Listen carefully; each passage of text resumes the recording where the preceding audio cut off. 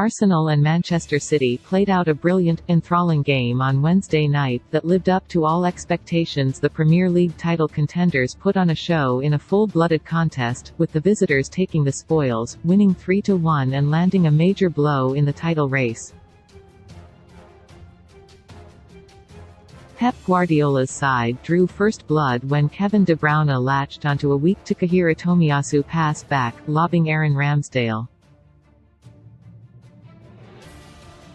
But the Gunners struck back from the spot through Bukayo Saka. Jack Grealish then fired City ahead in the second half before Erling Haaland put the game to bed. Here, Sportsmail's Jack Gaughan takes a look at some of the things you may have missed from the Emirates.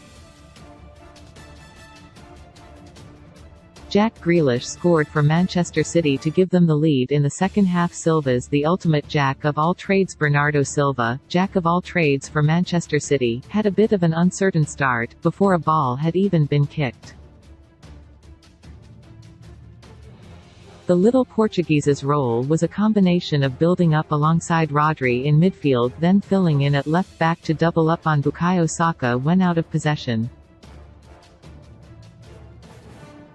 Hard work and something which relies on real intelligence. Silva is so well equipped to perform those two tasks, though forgot where he was at kick-off. He trotted to left back, blissfully unaware Erling Haaland was about to get the game started. Wrong position, and Nathan Ake told him to move into the middle. Oops. It feeds into Pep Guardiola's desire to have as many midfielders on the field as possible, and Silva's no stranger to sacrificing himself for the team. And towards the end he had the chance to enjoy himself from the right wing, his natural position way back when, and contributed hugely to this victory. Bernardo Silva proved his versatility for Manchester City again on Wednesday night. The heat map showed all the different areas on the pitch Silva found himself. City risked rail travel. Say what you want about City, but they are definitely risk takers.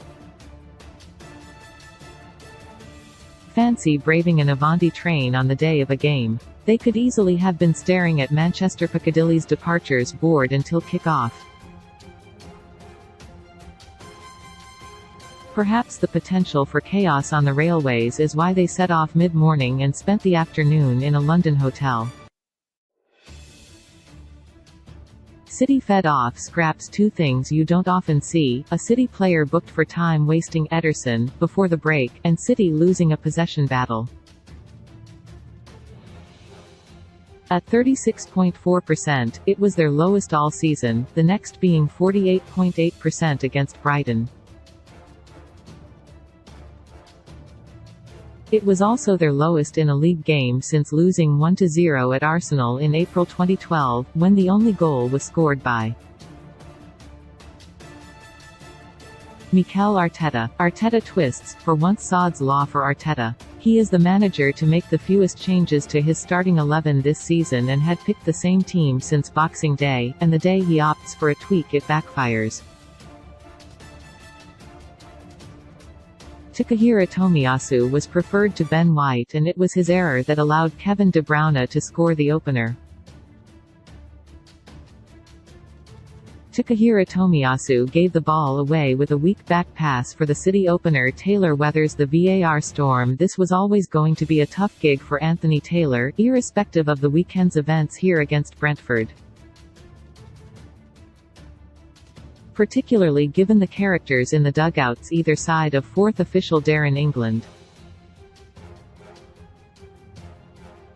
No shrinking violets to be found. Beforehand, Guardiola referenced the fans, the referee, as possible problems to face, and by that he meant that the white-hot atmosphere, and feeling of fury after the VAR farce on Saturday, would have an impact. It did. Howls at every tackle, baying for fouls, such as when Silva caught Saka a couple of times.